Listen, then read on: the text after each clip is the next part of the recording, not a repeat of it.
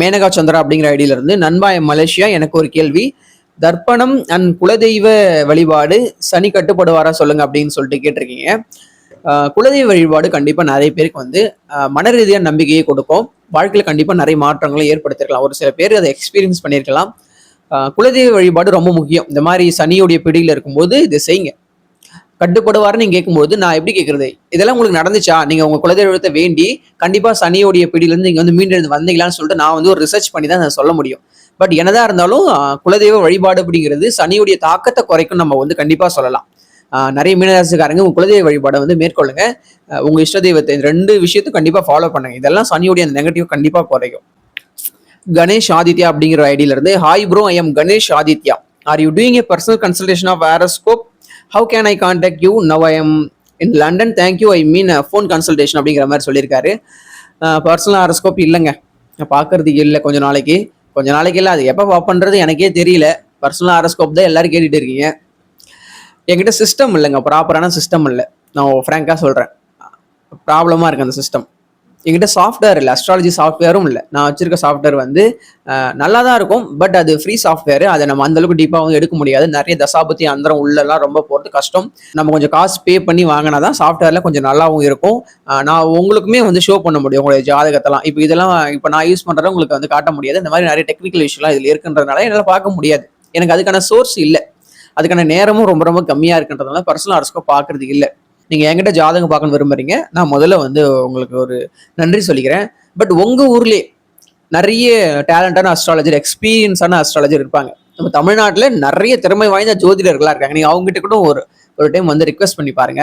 கண்டிப்பாக அவங்களுடைய கன்சல்டேஷன் உங்களுக்கு கிடைக்கலாம். பிஸ்னஸ் இருக்கக்கூடிய எல்லாருமே எப்படி யோசிப்பாங்கன்னா, தாங்கிட்ட வரக்கூடிய ஒரு கஸ்டமர் கிளைண்ட்டை நான் பிடிச்சி வச்சுக்கணும், அவங்கள மிஸ் பண்ணிடக்கூடாதுன்னு நினைப்பாங்க. ஆனால் நான் எப்படி நினைக்கிறேன்னா, என்கிட்ட வர கிளைண்ட் எல்லாருமே நான் வந்து மற்றவங்களுக்கு ரெஃபர் பண்ணுறேன். என்ன நினச்சா எனக்கே சிரிப்பாக இருக்குது. எவ்வளோ பேர் ஜாதகம் பார்க்கணும்னு கேட்குறாங்க. இதெல்லாம் யூஸ் பண்ணி நிறைய பணம் சம்பாதிக்கலாங்க, நான் ஓப்பனாக சொல்கிறேனே.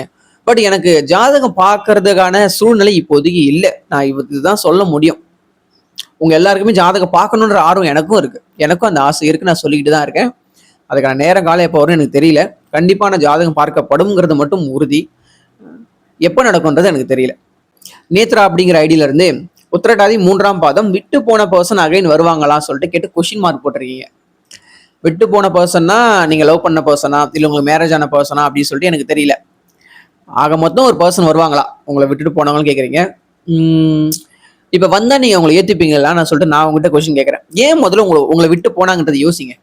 உங்க கூட தான் இருந்திருக்காங்க, உங்களை விட்டு ஏன் போனாங்க? உங்களால போனாங்களா, இல்லை அவர்கிட்ட பிரச்சனை இருக்கா? இது முதல்ல யோசிங்க. அவர் திரும்ப வந்தால் நம்ம லைஃப் நல்லா இருக்குமான்றது யோசிங்க. இன்னைக்கு விட்டுட்டு போனவர் ஃபியூச்சர் நாளைக்கு விட்டுட்டு போகிறதுக்கான வாய்ப்பு இருக்கான்றது அதையும் யோசிங்க. என்னதான் மனசு மாறினாலும் மனுஷனுடைய மனசு வந்து ப்ரோக்ராம் பண்ணது கிடையாது. அவன் மனசு வந்து எப்போ வேணா மாறும். குரங்கு மனம்னு சொல்லிட்டு மனிதருக்கு சொல்லுவாங்க. அடுத்த செகண்டே மாறி போயிடும். உங்களோட பெட்டரான ஒரு பர்சன் பார்க்கும்போது மாறி போகலாம். இல்லை ஒரு நல்ல பர்சனாக இருந்தால் நீ பரவாயில்ல, நீ தான் எனக்கு எப்பவுமே அப்படிங்கிற மைண்ட் செட்டு அவருக்கு இருக்கலாம். ஸோ நீங்கள் தான் இதை வந்து முடிவு பண்ணணும். விட்டுட்டு போன பர்சன் வருவாங்களான்னு கேட்குறீங்க, வர்றதுக்கான வாய்ப்புகளும் இருக்குது. பட் அப்படி அவர் வந்தாருன்னா நீங்கள் அவரை ஏற்றுக்கும் போது அதனால் ஏற்படக்கூடிய பிரச்சனையாக இருந்தாலும் சரி, நல்லதாக இருந்தாலும் நீங்கள் தான் ஃபேஸ் பண்ணணும்னு நான் உங்ககிட்ட சொல்லிடுறேன். வர்றதுக்கான வாய்ப்புகள் இருக்குங்க உங்கள் நட்சத்திரப்படி. ஏன்னா உங்கள் நட்சத்திரத்தை விட்டு சனி இன்னும் கொஞ்ச நாள் விலகிடுவாருன்றதுனால கண்டிப்பாக வாய்ப்புகள் இருக்குது. வருவாங்கன்ற விஷயத்த கூட நான் 100% சொல்ல முடியாது. உங்கள் ஜாதகத்தை பார்த்தா தான் சொல்ல முடியும். ஒரு 30% நீங்கள் இதை எடுத்துக்கலாம். ராசிப்படி இதை தான் சொல்ல முடியும். ஷர்மி அப்படிங்கிற ஐடியிலேருந்து, மீன ராசி, ரேவதி நட்சத்திரம். அண்ணா, ரொம்ப பணத்தை இழந்துட்டேன். ஜூன் மந்த் 2025 வீட்டில இருந்து 5 பவன் கோல்டு செயின் காணாமல் போயிடுச்சு. இன்னும் கிடைக்கலன்னா ரொம்ப கஷ்டப்படுறேன். என் கஷ்டம் எப்போ சரியாகும் அப்படின்னு சொல்லிட்டு கேட்டிருக்காங்க. நகை காணாமல் போயிருக்கு 5 சவரன். இப்போ 5 சவரன் அப்படின்னா இன்னைக்கு அதோடைய ரேட்டு குறைஞ்சபட்சம் நான் சொல்றது 5 லட்சம். ரொம்ப கஷ்டமான ஒரு விஷயம் தான். மிஸ் ஆயிருக்கு சொல்லியிருக்கீங்க. கண்டிப்பாக கிடைக்கணும்னு சொல்லிட்டு கடவுள்கிட்ட வேண்டிப்போம். ரொம்ப கஷ்டப்படுறேன், என் கஷ்டம் எப்போ சரியாகும் அப்படின்னு சொல்லிட்டு கேட்டிருக்கீங்க. உங்களுக்கு அந்த நகை மிஸ் ஆச்சுன்றது தசாபுத்திக்கு ஏற்பதான் நடந்திருக்கும். ராசிப்படி நடந்திருக்காது. தசாபுத்தியில் 6-8 காம்பினேஷன் ஏதாவது வந்திருக்கலாம். அந்த மாதிரி இல்லை 12ஆம் இடம் காம்பினேஷன், இந்த விரயமாகிறது, அது போல விஷயங்கள் ஏதாவது வந்திருந்தா மட்டும் தான் இந்த மாதிரி தொலைஞ்சு போகும். உங்கள் கஷ்டம் எல்லாம் எப்போ கியூர் ஆகும்னு கேட்குறீங்க. இந்த வருஷமே அதற்கான ஏற்பாடுகள்லாம் நடக்கும். 2026 மீனராசி ரேவதி நட்சத்திரமா இருந்தாலும் குருவின் பார்வை உங்களை காப்பாற்றும் அப்படிங்கிறதுனால இந்த வருஷத்துலேருந்து அதற்கான விஷயங்கள் எல்லாம் ஸ்டார்ட் ஆகும். தசாபுத்தியும் சப்போர்ட் பண்ணும்போது கண்டிப்பாக ஷியூராக நல்லது நடக்கும். இப்போ மீன ராசியில பிறந்தவங்களுக்கு இந்த வருஷம் நல்லா இருக்காதான்னு கேட்டீங்கன்னா கண்டிப்பா நல்லா இருக்குன்னு நான் சொல்லுவேன். எப்படி சொல்லுவேன் அப்படின்னா, உங்க ஜாதகப்படி உங்களுக்கு இப்போ ஒரு தசை நடந்துகிட்டு இருக்கு. உதாரணத்துக்கு உங்களுக்கு ராகு திசை நடக்குதுன்னு வச்சுப்போமே. ராகு திசையில ராகு புத்தி போயிட்டு இருக்கு. 2026 ஜனவரியில இருந்தே ராகு திசை குரு புத்தி ஸ்டார்ட் ஆகுதுன்னு வச்சுக்கோங்க. இப்போ ஜனவரி பிறந்ததுல இருந்தே உங்களுக்கு வந்து நல்லது நடக்க ஆரம்பிச்சிடும். இதுதான் தசாபுத்தி நான் சொல்றது. ராகு திசை குரு புத்தி ஆரம்பிக்கும் போது உங்களுக்கு நல்லது நடக்கும். நீங்க மீன ராசியா இருந்தாலும் சரி, உங்க ராசிக்குள்ள சனி இருந்தாலுமே உங்களுக்கு நல்லது நடக்கும். தசாபுத்திகள் தான் வந்து ரொம்ப முக்கியம். ராகு நல்ல இடத்துல உட்காந்துருந்து, நல்ல பாவகத்துல அமர்ந்து, நல்ல கிரகங்களோட தொடர்புல இருந்து உங்களுக்கு நல்லது செய்யக்கூடிய இடத்துல இருந்து, ராகுக்கு அந்த புத்தி நடத்தக்கூடிய குருவும் நல்ல இடத்துல இருந்து, உங்க லக்னத்துக்கு யோகரா இருந்து, அப்படி இப்படி நிறைய விஷயங்கள் எல்லாமே கை கோர்த்து சப்போர்ட்டிவா வந்துச்சுன்னா ஒரு 2ல இருந்து ஒரு 3 வருஷம் நீங்க நல்லா இருப்பீங்க. ராகு திசை குரு புத்தியில நிறைய விஷயங்கள் நடக்கும். கண்டிப்பா மேரேஜ் ஆகும், குழந்தை பிறக்கும், வயசுக்கு ஏற்ப விஷயங்கள் நடக்கும். ஏன்னா வந்து குரு தானே வந்து எப்பவுமே வந்து சுபகாரியங்களுக்கு உரிய கிரகமா நம்ம பார்க்கப்படுறாரு. புத்திர விருத்தி, திருமணம் நடத்தி வைக்கிறது, நிறைய நோய்களை நிவர்த்தி செய்யறது எல்லாமே குரு பகவான் செய்வார். ஸோ உங்க தசாபுத்தி நல்லா இருந்துச்சுன்னா கண்டிப்பா நல்லது நடக்கும். நீங்க ஒரு அஸ்ட்ராலஜி கிட்ட உங்க தசாபுத்தி எப்படி இருக்குன்னு சொல்லி கேட்டுக்கோங்க. இந்த ராசி பலனையும் பார்த்துக்கோங்க. ஜெயசுதா அப்படிங்கிற ஐடியில இருந்து, அண்ணா பர்சனல் ஹாரோஸ்கோப் இப்போ பார்க்க போறீங்க, ப்ளீஸ் சொல்லுங்கண்ணா, ஃபாஸ்டா பாருங்க அப்படின்னு சொல்லிட்டு கேட்குறீங்க.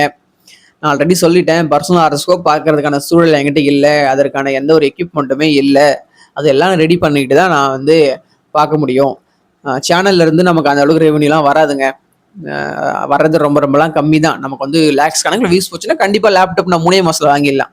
நம்ம போகிற வீஸ்லாம் ரொம்ப 1000 கணக்கில் ரொம்ப கம்மியாக தான் இருக்குது. அப்படிங்கிறதுனாலலாம் நம்ம லேப்டாப் என்கிட்ட ப்ராப்ளமாக இருக்குது, அதை ரெடி பண்ணவும் முடியல. நானும் ட்ரை பண்ணி பார்த்தேன், ரொம்ப ப்ராப்ளமாக இருக்குது. சாஃப்ட்வேரும் நம்ம வாங்கணும், அதுவுமே நமக்கு காசு தேவைப்படுதுன்றதுனால கண்டிப்பாக பொறுங்க. என்கிட்ட எப்போ காசு இருக்குது, எப்போ எல்லாம் சேருதோ நான் அப்போ தானே வாங்கி அப்போ எல்லாமே அப்டேட் பண்ணி உங்களுக்கு பார்க்கவும் முடியும். என்னோட நிலைமையும் நீங்கள் புரிஞ்சுக்கணும். எனக்கும் குடும்பம் இருக்குது, வேலை இருக்குது, காசு தேவைப்படுது அப்படிங்கிற விஷயம் இருக்குன்றதுனால கண்டிப்பாக அதற்கான சொல்யூஷன் உண்டு. கண்டிப்பாக பர்சனல் ஹாரோஸ்கோப் பார்க்கலாம். நான் பார்க்க மாட்டேன்னு சொல்லவே இல்லை.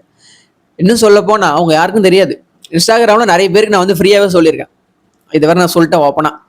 இப்போ நீங்கள் நிறைய பேர் கமெண்ட்ல கேட்குறீங்க, நான் பார்க்க மாட்டேன்னு சொல்லிடுறேன். இன்ஸ்டாகிராமில் கேட்குற நிறைய பேருக்கும் பார்க்கறதுல சொல்லிடுறேன். பட் ஒரு சில பேருக்கு நான் பார்த்துருக்கேன், அவங்களுடைய சுச்சுவேஷன் ரொம்ப பேடாக இருக்குது அப்படின்னும் போது ஒரு சில பேருக்கு நான் ஃப்ரீயாகவே பார்த்து சொல்லியிருக்கேன். நான் வாய்ஸ் மெசேஜும் அனுப்பியிருக்கேன் அவங்களுக்கு.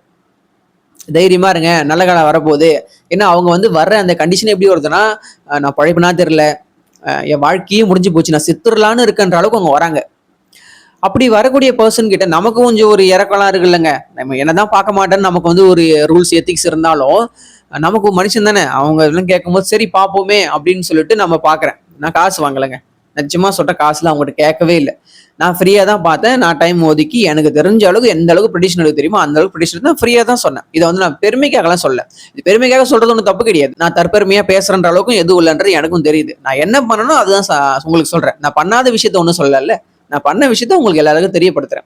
ஸோ ஒரு சில பேர் கிரிட்டிக்கலா வரும்போது நான் அவங்களுக்கு ஜாதகமும் பார்த்துருக்கேன், அவங்களுக்கான ஒரு நம்பிக்கையும் கொடுத்துருக்கேன் ஜோதிட ரீதியா. எனக்கு சந்தோஷமா இருக்கு. ஏன்னா அவங்க அந்த மாதிரி கண்டிஷன்ல இருக்கும்போது அவங்களுக்கு ஃபியூச்சர்ல அடுத்த டோட்டலா லைஃபே மாறக்கூடிய அளவுக்கு அவங்களுக்கு ஒரு தசை வருது. அதெல்லாம் பார்க்கும்போது அப்பா கடவுள் கரெக்டா வந்து காப்பாத்துறதுக்காக வந்திருக்காரு. இந்த ஜாதகம் அப்படிப்பட்ட ஜாதகம் இருக்கு, கண்டிப்பா உங்களை காப்பாத்துவாரு கடவுள், நல்லது செய்வாரு. ஹெல்த் ரிலேட்டடான பிரச்சனை இருந்தா கூட உங்களுக்கு கியூர் ஆகும். அந்த மாதிரி தான் ஜாதகம்லாம் இருக்கு. கியூர் ஆகலைன்னா கூட அதை கண்ட்ரோலே வச்சுக்கிட்டு லைஃபை வந்து ரன் பண்ணக்கூடிய எல்லா விஷயங்களுமே இருக்கு அப்படின்னும் போது ஜாதகத்துல இருக்கு. ஸோ அதெல்லாம் பார்க்கும்போது ப்ரெடிக்ட் பண்ணும்போது நமக்கு சந்தோஷமா இருக்கு. ஸோ அப்போ நான் எவ்வளோ சந்தோஷமா இருக்கேன் பாருங்க உங்களுக்கு ஜாதகத்தை ப்ரெடிக்ட் பண்ணும்போது. கண்டிப்பா ஃபியூச்சர்லேயே பார்ப்போம், எப்பன்னு எனக்கும் தெரியலங்க. ஏன்னா நான் வந்து தோல்வியாளன்ற ஒரு சேனல் ஆரம்பிச்சிருக்கேன், நான் அதையுமே பார்க்கணும், அந்த சைடுக்கும் நான் போகணும். ஜோதிட நல்லன் எப்பவுமே ஃபர்ஸ்ட் தான், அவர் தான் டாப்ல இருப்பார். எனக்கு பிடிச்ச சேனல் எதுனா ஜோதிட நல்லன் தான். நான் உடனே தோல்வியாளன் பக்கம் தான் போயிடுவேன். தோல்வியாளன் சேனல் ஆரம்பிச்சதுலேருந்து நான் வந்து வீடியோ போறதெல்லாம் நீங்க நினைக்காதீங்க. ஜோதிட நல்லன் தான் என்னை எல்லாருக்குமே தெரியப்படுத்தினது. என்னுடைய கேரக்டர், என்னுடைய பிஹேவியரை ஜோதிட நல்லனா யாருங்கிற விஷயம் தெரியப்படுத்தினது அவர் தான், அந்த சேனல் தான். அப்படின்னும் போது நன்றி கடனோட எப்பவுமே என்னுடைய கடைசி மூச்சு இருக்கும் வரை ஜோதிட நல்லன் இருப்பான். அக்ரிஷ்ணன் அப்படிங்கிற ஐடியில இருந்து நேத்து வரைக்கும் ஒரு பாசிட்டிவிட்டி இருந்தது, லேசினஸ் போச்சு. பட் இன்னைக்கு மட்டும் சின்ன ஒரு நெகட்டிவ் வைப் இருந்தது. பட் ஓவரால் இந்த வாரம் குட் லெவலா தான் இருக்கு அப்படிங்கிற மாதிரி அவர் சொல்லியிருக்காரு.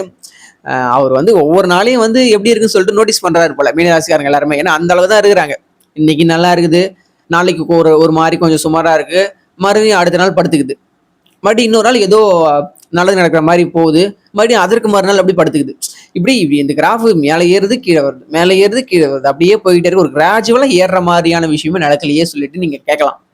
என் காதுகளுக்கு மறைமுகமா கூட அது ஒலிக்குது. நீங்க மனசுக்குள்ள நினைக்கிறது என் காதுகளுக்கு ஒலிக்குது. இன்னுமே உங்களுக்கு டீப்பா சொல்லணும்னா குரு பயிற்சியும் ஆகலை, புரிஞ்சுக்கணும். இப்போ வரைக்கும் குரு உங்க ராசிக்கு 4ஆம் இடத்துல தான் இருக்காரு. 5ஆம் இடத்துக்கு உச்சமாவது ஜூன் மாசத்துக்கு அப்புறம் தான் உச்சமாவார். என்ன ஜோதிட நல்லன் 2026 நல்லது நடக்கும் சொன்னீங்க, இப்ப 2026 ஜூன் மாசத்துக்கு அப்புறம் தான் நல்லது நடக்கும் சொல்ல போறீங்களான்னு சொல்லிட்டு கேட்க போறீங்க. வேற என்னங்க பண்றது? நான் வந்து 2025 உட்காந்துட்டு 2026 ஜூன் மாசத்துக்கு அப்புறம் தான் உங்க அந்த கடகராசிக்குள்ள வந்து அவர் வந்து அந்த இடம்லாம் செட்டில் ஆனதுக்கு அப்புறம் தான் சரி நல்லது செய்யணுமா செய்ய மாட்டாரா யோசிச்சதுக்கு அப்புறம் தான் மீனராசிக்கு நல்லது செய்வாரு. அது வரைக்கும் மீனராசி சனியோட பிடியில தான் இருக்கும், சனியுடைய கெட்ட தாக்கத்துல தான் இருக்கும், கஷ்டப்பட்டு தான் இருப்பீங்க சொன்னா தாங்குவீங்களா சொல்லுங்க? ரொம்ப ஸ்ட்ரெஸ்ஃபுல்லா டிப்ரெஷனா எனக்கு லைஃபே போச்சுடான்னு சொல்லிட்டு ரொம்ப நெகட்டிவா இருக்கும்போது அங்க ஒரு பாசிட்டிவிட்டியை கொடுத்து ஒரு நம்பிக்கை கொடுத்து உங்களை அங்க கூட்டு வரணும். பொய்மையும் வாய்மை எடுத்து புரை தீர்ந்த நன்மை பயக்கும் என்னன்னு சொல்லிட்டு ஒரு குரலே இருக்கு. ஒரு நல்லது நடக்கிறத பொய் சொல்றது தப்பே கிடையாது. ஆனா 2026 நல்லது நடக்கிறதுக்கான வாய்ப்புகள் நிறைய இருக்கு. ஸ்டார்ட் ஆகும்னு நான் சொல்லியிருக்கேன். ஜூன் மாசத்துக்கு அப்புறம் தான் உங்களுக்கு அது வந்து ரியலைஸ் ஆகும். உங்களுக்கு என்னென்ன நல்லதெல்லாம் நடக்க போகுது, நீங்க எதை நோக்கி ட்ரை பண்ணீங்களோ அதை நோக்கிய சக்சஸா இல்ல ஃபெயிலியரா எல்லாத்தையுமே நீங்க வந்து ஜூன் மாசத்துக்கு அப்புறம் கண்டிப்பா பாப்பீங்க. ஹார்ட்வேரா உங்க கையில வந்துடும். குரு பெயர்ச்சிக்கு அப்புறம் கண்டிப்பா மீனராசிக்காரங்களுக்குலாம் பெரிய ரிலீஃப் இருக்கு. 2026 ரிலீஃப் ஸ்டார்ட் ஆயிடுச்சு. ஜூனுக்கு அப்புறம் கம்ப்ளீட்டா அந்த ரிலீஃப் வந்து நீங்க ஃபீல் பண்ண ஆரம்பிச்சிருங்க. ஓகேவா? விங்ஸ் அப்படிங்கிற ஐடியில இருந்து லவ் எப்படி இருக்கும், லவ் வருமா போகுமா, லவ் ரிலேஷன்ஷிப் ரிலேட்டடா ப்ரெடிக்ஷன் போடுங்க ப்ரோ அப்படின்னு சொல்லிட்டு கேட்டிருக்கீங்க. கண்டிப்பா February 14 வந்து காதலர் தினம் இருக்கு இல்லையா, எந்தெந்த ராசிக்கெல்லாம் இந்த வருஷம் லவ் சக்சஸ் ஆகும்னு சொல்லிட்டு நம்ம கண்டிப்பா ஒரு வீடியோ போடலாம். மீன ராசிக்காரங்களுக்கு காதல் கை கூடுமான்னு கேட்டீங்கன்னா, ஏற்கனவே லவ் பண்ணி பிரேக்கப் ஆகி போச்சு. முதல்ல அந்த ஸ்ட்ரெஸ் டிப்ரெஷன் அதோட வழியில இருந்து மீண்டு வாங்க. அதுக்குள்ள இன்னொரு காதல் வேண்டாம். அதுல இருந்து கொஞ்சம் வெளியே வந்துட்டு கொஞ்சம் இந்த நம்ம சுத்தி இருக்கக்கூடிய சூழ்நிலைகள், நம்ம வேலை, நம்ம ஹெல்த், இது எல்லாத்தையும் கொஞ்சம் செட் பண்ணிட்டு அதுக்கப்புறம் லவ்ல இறங்குங்க. ஆட்டோமேட்டிக்கா அந்த லவ் சக்சஸ் ஆகும். நான் சொல்றது உங்களுக்கு புரியும் நினைக்கிறேன். லவ் வருமா இல்ல போகுமான்னு கேக்குறீங்க. வந்த லவ் உங்க கையை விட்டு போகலாம், இருக்க பிடிச்சிக்கோங்க. அதே வந்த லவ் உங்க கையை விட்டு போகணும்னு சொன்னா அதை வந்து அறுத்து விட்டுருங்க. ஏன்னா நீங்க எதையுமே வந்து உங்களோட இருக்க பிடிச்சி வச்சுக்கிட்டீங்கன்னா அது உங்களை விட்டு கண்டு தான் போயிட்டு இருக்கும். அது போக்குல அதை விடுங்க. வரவங்க வரட்டும், போறவங்க போகட்டும், எதை பத்தியும் கவலைப்படாதீங்க. நீங்க உங்களை பத்தி மட்டும் நினைங்க, உங்க ஃபேமிலி பத்தி மட்டும் நினைங்க, உங்க ஹெல்த்தை பத்தி மட்டும் நினைங்க, உங்க மைண்ட் செட் நல்லா இருக்குன்றத பத்தி மட்டும் நினைங்க, உங்க லைஃபை பத்தி மட்டும் நினைங்க, உங்க கெரியரை பத்தி மட்டும் நினைங்க, உங்களை பத்தி மட்டும் நினைங்க. ஆட்டோமேட்டிக்கா எல்லா விஷயங்களும் அது போகல தானா நடக்கும். விங்ஸ் நீங்க கேட்டிருக்கீங்க, இந்த லவ் சம்பந்தப்பட்ட ப்ரெடிக்ஷன் கண்டிப்பா நம்ம சேனல்ல இருக்கு, நான் போடுறேன். நெக்ஸ்ட் மந்த்துக்குள்ள அதை நான் அப்லோட் பண்ணிடுவேன். உங்களுக்கு பிடிச்ச மாதிரி நான் அதை பேசி போடுறேன். தமிழ் வாணன் அப்படிங்கிற ஐடியில இருந்து எல்லா நட்சத்திர பத்தி டீடைல்ஸ், பாசிட்டிவ் அண்ட் நெகட்டிவ்ஸ்லாம் சொல்லுங்க ப்ரோ சொல்லிட்டு கேட்டிருக்கீங்க. கண்டிப்பா நம்ம சொல்லலாங்க. எல்லா நட்சத்திரத்தை பத்தி கேட்குறீங்க, ஷோரா சொல்லலாம். எனக்கான நேரம் இருக்கும்போது கண்டிப்பா அதை பத்தி நான் வந்து வீடியோ போடுறேன். எனக்கு தெரிஞ்ச என்னோட ஸ்டைல நான் வீடியோ போடுறேன். ஜெயபாலசங்கர் அப்படிங்கிற ஐடியில இருந்து மீன ராசி உத்திரட்டாதி நட்சத்திரம்.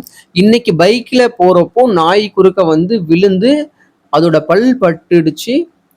And fight in home also situation is not going well in office அப்படிங்கிற மாதிரி அவர் சொல்லியிருக்காரு. இந்த மாதிரி நேரத்தில் இந்த மாதிரி அடிபடுறது, கண்டிப்பாக அந்த வண்டியில் வந்து கீழே விடுறது, இதெல்லாம் ஸ்லிப் ஆகுது எல்லாம் நடக்குங்க. நாய் வந்து பல் பட்டுருக்குன்ற அளவுக்கு நீங்கள் சொல்லியிருக்கீங்க. கண்டிப்பாக ரெக்கவர் ஆகணும், சீக்கிரமாக ரெக்கவர் ஆகி வாங்க. தைரியமாக இருங்க, எதுவும் பெருசாக ஆகிடாது. கொஞ்சம் இதுக்கப்புறம் வண்டியில் போகும்போது பார்த்து போங்க. உத்திரட்டாதிக்கான கஷ்டங்கள் வந்து கண்டிப்பாக தீர்ந்துடும். கண்டிப்பாக தீர்ந்து போச்சு. நீங்க அதை பத்தி நீங்க கவலைப்பட வேண்டாம், பயப்பட வேண்டாம். இதுக்கப்புறம் கண்டிப்பா நல்ல விஷயங்கள் நடக்க இருக்கு. நடந்துட்டோம். கண்டிப்பா ட்ரீட்மெண்ட் எடுங்க. அடிபட்டிருக்கு சொல்லியிருக்கீங்க, கண்டிப்பா வந்து மெடிசன் சாப்பிடுங்க, சீக்கிரமா கியூர் ஆகி வந்துருவீங்க. கடவுளுக்கு கிட்ட நான் உங்களுக்காக ப்ரே பண்ணிக்கிறேன். தைரியமா இருங்க. உங்களுடைய அன்றாட ஒர்க்கை கண்டிப்பா செய்யுங்க. ஆஃபீஸ்லயும் வந்து சுச்சுவேஷன் சரியில்லை அப்படின்னு சொல்லியிருக்கீங்க, அந்த நிலையும் மாறும், எல்லாமே மாறும். 2026 அப்புறம் கொஞ்சம் கொஞ்சமா மாறிக்கிட்டே இருக்கும். தைரியமா இருங்க. ஹரி அப்படிங்கிற ஐடியில இருந்து நல்ல ஒரு கொஸ்டின் கேட்டிருந்தாரு.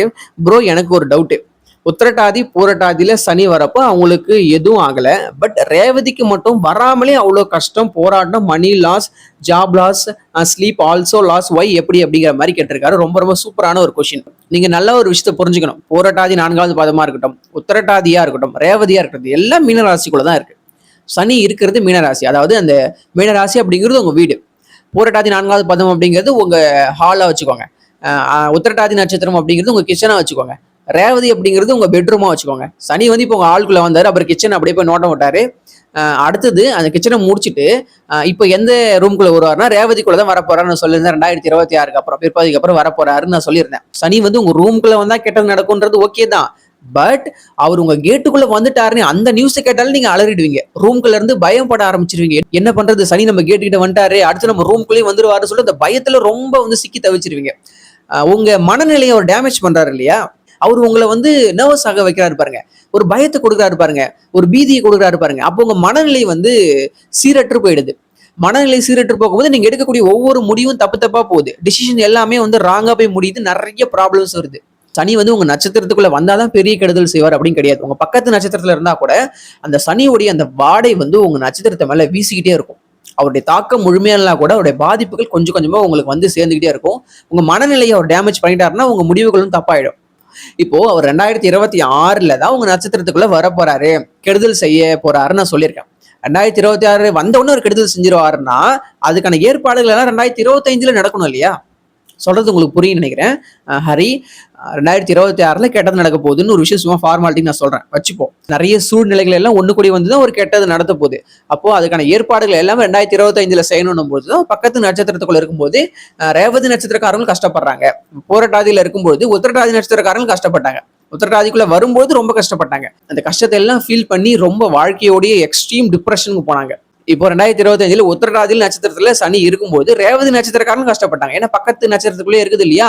மன ரீதியான ஒரு பீதியை கிளப்பிட்டே இருப்பாரு சனி.